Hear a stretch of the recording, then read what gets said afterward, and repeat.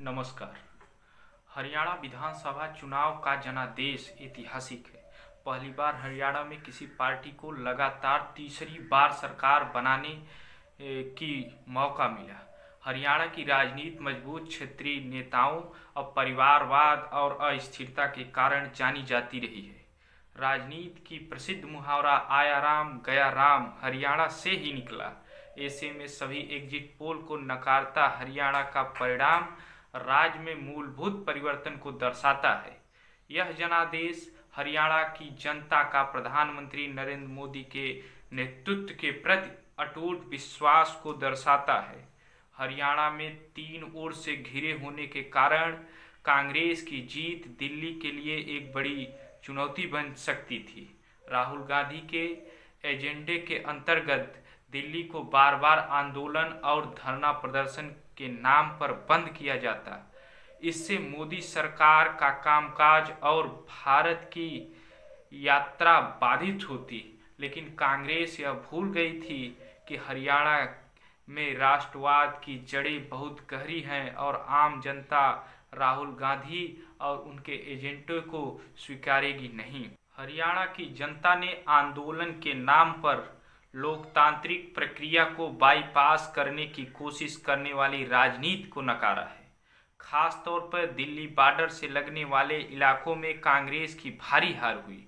हरियाणा का नतीजा पिछले 10 वर्षों में भाजपा सरकार की नीतियों और विकास के कार्यों पर मुहर है।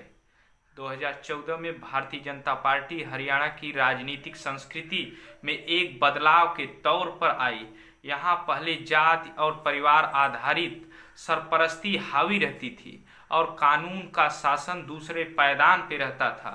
यह सरकारी नौकरी की चयन प्रक्रिया में खास तौर पर दिखता था, जहाँ भाई भतीजावाद, भ्रष्टाचार और जातिवाद हावी थे।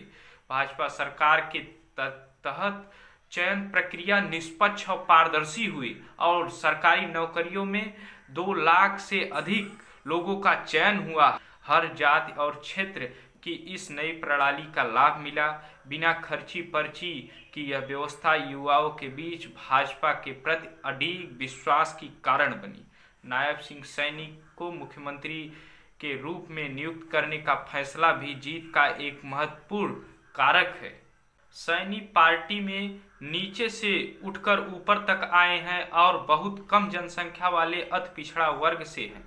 इससे पार्टी कार्यकर्ताओं और जनता में यह संदेश गया कि भाजपा ही एकमात्र पार्टी है जिसमें कोई भी व्यक्ति, चाहे वह किसी भी सामाजिक, आर्थिक या पारिवारिक पृष्ठभूमि से हो, शीर्ष पदों तक पहुंच सकता है। यह जीत भाजपा संगठन की जीत है और हालिया लोकसभा चुनाव में परिणामों से उत्साहित कांग्रेस की आक्रामकता के बावजूद भाजपा संगठन ने मजबूती से अपनी जमीन बनाए रखी।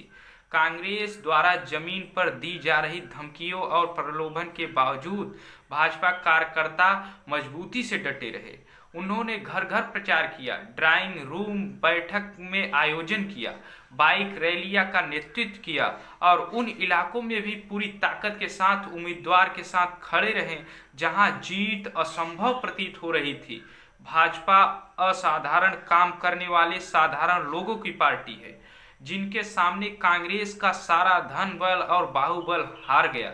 अगस्त माह में नायब सिंह सैनी और तेजस्वी सूर्या की उपस्थिति में 30 साल से कम आयु के 1000 युवा और छात्र नेता भाजपा में शामिल हुए, जिनमें से करीब 60% जाट समुदाय से थे, जिन्हें कांग्रेस का मुख्य आधार स्तंभ माना जाता है।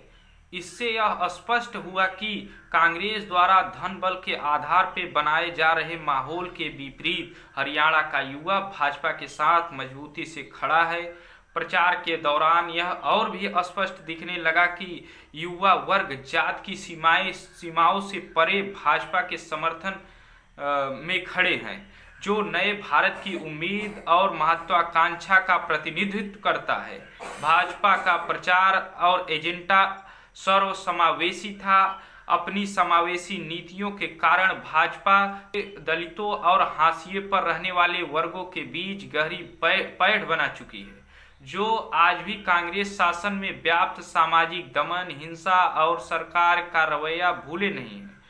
भाजपा सरकार की कल्याणकारी योजनाएं पहली बार इन वर्गों तक पहुंची और उन्हें गांव समाज के दबंग तबकों पर निर्भर नहीं रहना पड़ा, जिससे 10 वर्षों में राजनीति, बंधुआ मजदूरी भी समाप्त हुई। भाजपा सरकार की योजनाओं ने न केवल किसानों की बल्कि सीमांत किसानों और खेतिहर मजदूरों को भी लाभान्वित किया, जिनके हितों में पूर्ववर्ती सरकारों में सदैव नजरअंदाज किया गया था।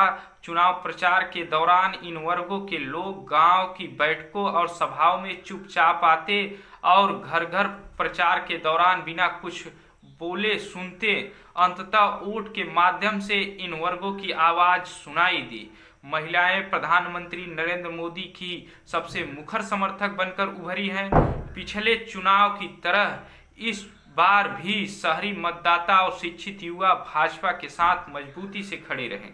इस सब के कारण भाजपा हरियाणा में एक उम्मीद और प्रगति की पार्टी के रूप में उभरी, जबकि कांग्रेस को दिन प्रतिदिन एक निराशावादी और अराजक पार्टी के रूप में देखा जाने लगा।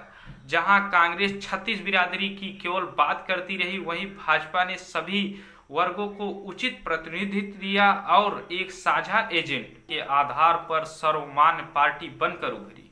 यह व्यापक समावेशिता ही भाजपा की चुनावी अपील का एक प्रमुख स्तंभ बन गई, जिससे पार्टी की इस ऐतिहासिक जीत में महत्वपूर्ण योगदान दिया।